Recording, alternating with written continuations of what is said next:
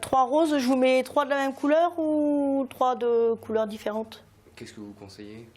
Ah, on peut mettre de couleurs différentes. Qui a dit qu'offrir un bouquet le jour de la Saint-Valentin était une mince affaire?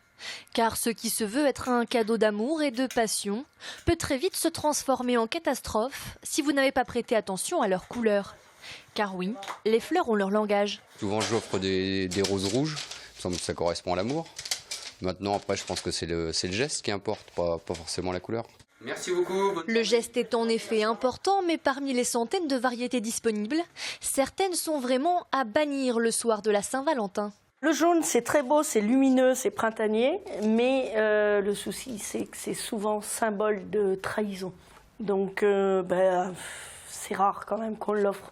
Pour la Saint-Valentin, on choisit plutôt un autre jour que la Saint-Valentin pour dire, faire sa déclaration de trahison. Mais il y a d'autres fleurs ou d'autres plantes où c'est la joie d'aimer. Donc ça, c'est mieux quand même pour la Saint-Valentin, c'est l'azalée.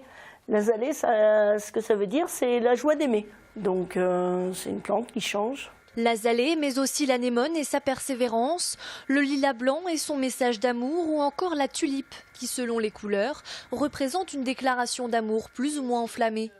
Autant de fleurs qui changent de la traditionnelle rose rouge.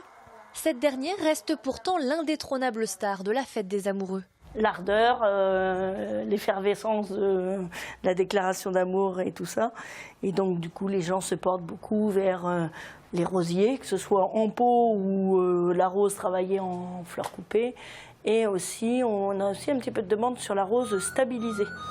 C'est une rose qui est traitée pour durer plusieurs années. Alors si vous voulez que votre couple tienne autant que cette rose, mieux vaut donc se méfier et bien choisir son bouquet.